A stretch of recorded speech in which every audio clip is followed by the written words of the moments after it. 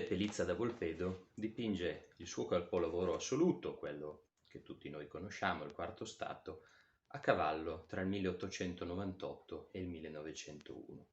Ma nonostante queste alte vette di produzione pittorica, parliamo di un grandissimo maestro a cavallo fra divisionismo e simbolismo, ancora nel 1900 la sua attività artistica di fatto non gli dà da mangiare. Deve sopravvivere contando sul lavoro agricolo dell'intero nucleo familiare e vivere ancora nella casa paterna. Ha la gioia di avere due figlie, Maria nel 1898 e la piccola Teresa nel 1902, ma la sua situazione economica è legata a questioni extra-artistiche. Tutto precipita nel 1907, quando il figlio terzogenito muore poco dopo essere nato, e da allora la salute della moglie, provata dalle fatiche e dal dolore, precipita fino a seguire poco dopo il figlio nella tomba. Questo contribuì a sconvolgere Giuseppe Pelizza da Volpedo, che dopo aver superato molte delusioni, forse proprio grazie all'aiuto della sua famiglia, sembrò non reggere alla prospettiva di dover continuare da solo senza l'aiuto di Teresa, che oltre a occuparsi attivamente di tutte le questioni familiari, era per lui anche di fatto l'unico punto di riferimento con cui avere uno scambio intellettuale a Volpedo. Teresa era di umili origini. Quando l'aveva sposata giovinetta non sapeva né leggere né scrivere ed era stato proprio Pelizza a preoccuparsi di dare un'istruzione mandandola a scuola da una maestra di Volpedo. Con Teresa Giuseppe condivideva varie letture e su Teresa contava incondizionatamente anche per le sue attività espositive quando doveva magari assentarsi da Volpedo per ragioni di lavoro o di studio.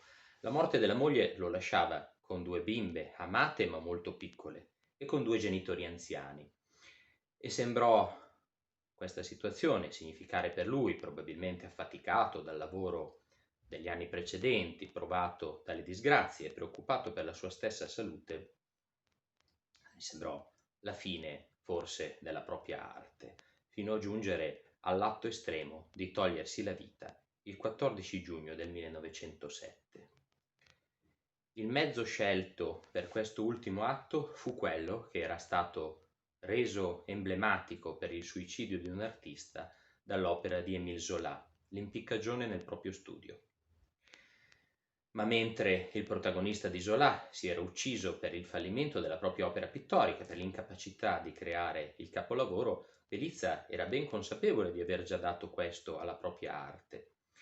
Ma probabilmente l'aumento dei carichi familiari collegato alla morte della moglie gli fece disperare di poter ancora dedicare il tempo e le energie necessarie, emotive, creative, completamente alla propria attività artistica, come aveva fatto in passato e come evidentemente riteneva indispensabile.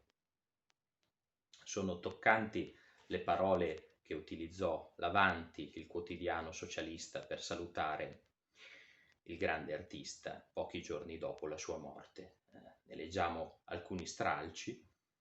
Scompare a 39 anni, a soli 39 anni, era giovanissimo Pelizza da Volpedo, nel fulgore del suo ingegno e nella potenza delle sue forze.